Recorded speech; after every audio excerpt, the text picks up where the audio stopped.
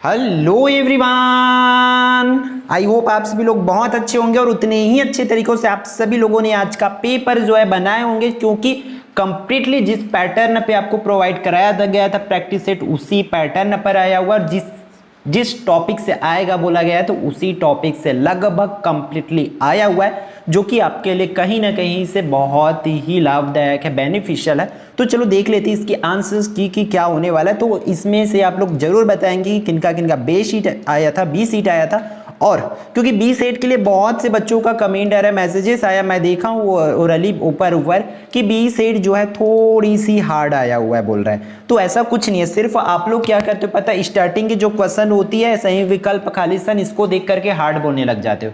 तो एक दो क्वेश्चन जो होती थोड़ी बहुत तो घुमाते, बट थोड़ा सा मैं भी बोल सकता हूँ कि ये ए और बी से थोड़ी सी इसकी लेवल जो है ऊपर लेवल की है इसकी क्वेश्चन जो है, ठीक है। तो चलो देख लेते हैं इसकी आंसर्स। तो कौन कौन 75 में 75 लाने वाले हो कमेंट करके जरूर बताना किसका किसका आ सकता है, ठीक है। तो यहाँ पर ये फर्स्ट क्वेश्चन देखो, फर्स्ट क्या बोला जा रहा है कि द्विघात समीकरण के मूल हेतु सूत्र है। तो आपको जाहिर सी बात है इसमें सूत्र कौन सा है भाई, ऐसा सूत्र तो हमने कभी नहीं देखे कि उसके सामने में ए हो उसके सामने में सी हो, कभी नहीं देखे थे।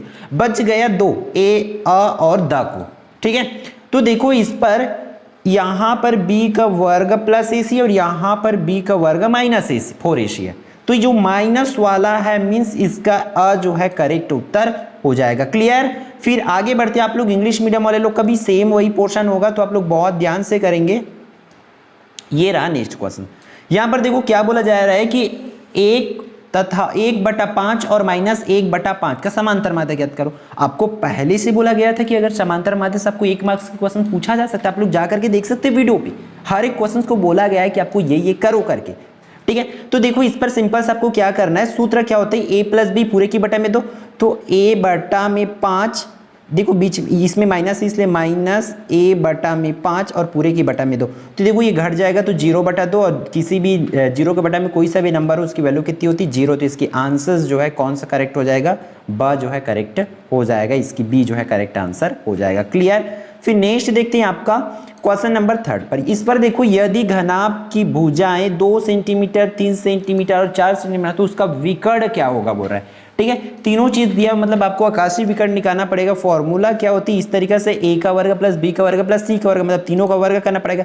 तो 2 का वर्ग कितना होता है 4, प्लस 3 का वर्ग होती है 9, तो 9 लिख लेंगे, प्लस फिर जो 4 का वर्ग होती है 16, तो तीनों को जोड़ दो, किसको किसको जोड़ोगे 16। यहाँ पर जो मिस्टेक हो रही है क्योंकि जो पेन है प्रॉपर नहीं चल पा रही, तो आपको क्या करना पड़ेगा 4 + 9 + 16 इस तरीके से, ठीक है। सबको जोड़ दो तीनों को, तो ये कितनी हो जाएगी 16 और 9 25, 25 और 4 जो हो जाएगी 29, तो करड़ी 29 जो भी होगा इसकी करेक्ट आंसर हो जाएगा। तो देखते हैं कौन सी इसकी आंसर होगी, तो इसकी आंसर जो है स करेक्ट आंसर हो जाएगा, ठीक है।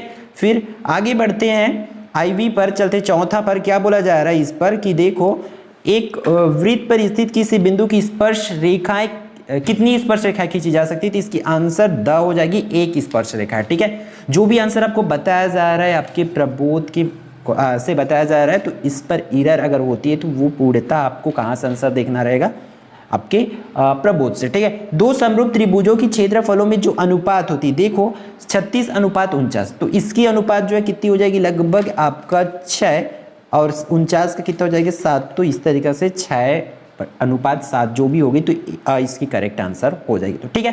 तो देखो इसमें देखने वाली खास बात क्या है कि सेट ए में भी देखे तो लाइन से आपका क्या आया था, अ फिर ब फिर सा फिर द फिर से अ ऐसे आया था लाइन से। सिमिलरली इसमें भी वही हुआ है, तो सेम पैटर्न है सी सेट में भी होगा, ठीक है। इस पर देखो अगला क्वेश्चन देख लेते हैं, क्या ये वाले, ठीक है। क्या दिया हुआ है, रिक्त स्थानों की पूर्ति कीजिए। तो रिक्त फिल इन द ब्लैंक्स में आपको क्या करना है, फर्स्ट का देखो क्या बोल रहा है, 4x - y + 5 दिया हुआ, ये वाली इस पर क्या बोला जा रहा है कि प्रवणता, मतलब m की वैल्यू चाहिए, तो m की वैल्यू कितना हो जाएगी 4, इसकी आंसर होगी।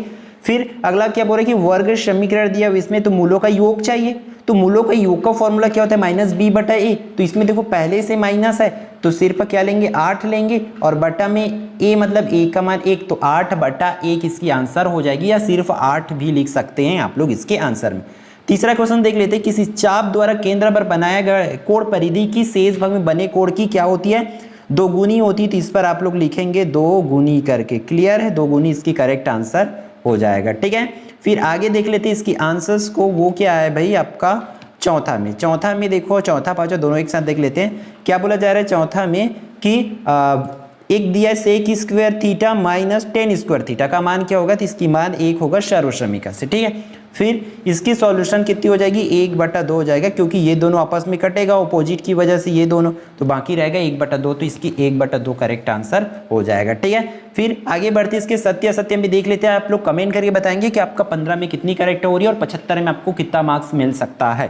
ठीक है, सत्य अथवा असत्य लिखिए। तो देखो यहाँ पर दो विषम संख्याओं के योग सदैव विषम संख्या होती है। विषम संख्या 1 होती है, 3 होती है, दोनों को जोड़ने से कितना हो रहा है 4, और 4 तो सम है, मतलब ये क्या स्टेटमेंट जो है गलत है, तो यहाँ पर असत्य लिखेंगे। फिर किसी व्यक्ति की सभी साधनों से प्राप्त आय पर जो कर लगता है उसे आयकर कहते हैं। हाँ सत्य, ये क्या हो जाएगी, दूसरा जो है सत्य हो जाएगा। ठीक है, नेक्स्ट क्वेश्चन की ओर चलते हैं इस पर यहां से। ठीक है, क्या बोला जा रहा है, मूल बिंदु से आपको इसके बीच की दूरी निकालना, तब आपको फॉर्मूला में वैल्यू रखना पड़ेगा। ठीक है, तो फॉर्मूला में वैल्यू रखोगे तब उसके आंसर 5 आएगी, मतलब ये सत्य है। फिर चौथा, यदि बैंकों में एक निश्चित समय के लिए एक मुश्त राशि जमा की जाती है तो उसे आवर्ती जमा खाता कहते हैं, तो ये असत्य हो जाएगी, क्योंकि सावधि जमा खाता में एक बार जमा कर देते हैं। ठीक है, निश्चित समय के लिए। ठीक है, फिर पांचों में देखो दो चरों में रैखिक समीकरणों का आलेख, तो इसको भी बहुत बार आपको बताया गया भाई समीकरणों का कोई भी हल नहीं है, तो ये क्या हो जाएगी, पांचवा जो है सत्य हो जाएगा। क्लियर है, तो ये रहा आपकी कंप्लीट जो आंसर 1 मार्क्स वाली क्वेश्चंस का। ठीक है, अब बात कर लेते हैं नीचे, तो इसमें से लगभग आपको सब कुछ बता दिया गया भाई। इसमें क्या करना था आपको, P ऑफ 0 और एक बार 0 रख के देखना था और एक बार -1 रखना था, फिर आंसर आपका आ जाता। ठीक है, नेक्स्ट क्वेश्चंस की बात करें तो उस पर देखो क्या दिया हुआ है, क्वेश्चंस को समझो, इस पर क्या करके आए हो आप लोग। A का मान दिया आपको, A बराबर 4 दे रखें, और D का मान जो दे रखे -4, तब आपको nवां पद निकालना है, तो nवां पद के फॉर्मूला में रख दो वैल्यूज A और D का मान वही आंसर है, उसके कुछ नहीं करना है आपको, सिंपल है बहुत। ठीक है, ये देखो फिर से वही हो गया है, क्योंकि PDF जो है आप ही लोगों के द्वारा भेजा गया है, इसलिए इसमें बहुत थोड़ी सी एरर है। ठीक है, देखो अगला क्वेश्चन देखो, इस पर चौथा में क्या बोला जा रहा है कि दो बिंदुओं इसकी प्रवणता ज्ञात करना है, तो प्रवणता की सूत्र आपको होना चाहिए, ढाल या प्रवणता की। ठीक है, तो वो निकाल लेना, स्लोप की फॉर्मूला से इसको करना है। फिर ये भी बोला गया, तो लगभग हर एक क्वेश्चन, इस क्वेश्चन को क्या हमने बता रखे, तो मैं पिछले वीडियो में इस सेट में बोला हूँ कि नहीं बताए थे, बट मैंने मैच करके देखा तो ऑलरेडी हमने इस क्वेश्चन को जो है निचोड़ सीरीज में बता रखे हैं भाई। ठीक है, तो निचोड़ में ऑलरेडी इस चीज को बताया हुआ। ठीक है, फिर नेक्स्ट क्वेश्चंस को देख लेते हैं, ये वाली 7वां क्वेश्चंस की बात करें तो 7वां क्वेश्चंस को मैं कभी भी इसका जिक्र नहीं किया, ना तो निचोड़ में ना तो प्रैक्टिस सेट में, तो ये जो है बोल सकते 3 मार्क्स का सेट बी में जो है मैंने नहीं बताया। बाकी लगभग हर एक क्वेश्चंस को हमने बताए हुए हैं, हर एक क्वेश्चंस को। ठीक है, तो इसलिए बहुत अच्छे से आप लोग का पेपर जो एग्जाम गया होगा, और अगर वो 3 मार्क्स बना लिए होंगे, ठीक है, तो हर किसी को हमने ऑलरेडी एक सेट में बता रखे, इसलिए इसकी कंप्लीट नहीं बताया जा रहा है। 12वां 13वां जो है सब कुछ लगभग बता दिया गया आपको। ठीक है, तो आप लोग का कितना मार्क्स तक स्कोर कर सकते हैं जरूर बताएंगे, और बहुत जल्दी आप लोग ये सब चीज़ छोड़ो और थोड़ी बहुत रेस्ट कर लो, फिर साइंस के लिए लग जाओ। और साइंस के लिए मैं बता दूं, साइंस की पूरी निचोड़ सीरीज है, जो इंपॉर्टेंट क्वेश्चंस की सीरीज है, अवेलेबल हो गया। प्रैक्टिस सेट आपको कल तक, आज इवनिंग में तो नहीं हो पाएगी, इसलिए आप लोग आज पढ़ लो, कल आपको मॉर्निंग में हम प्रैक्टिस सेट प्रोवाइड करा देंगे। ठीक है, फिर मिलते हैं नेक्स्ट वीडियो में।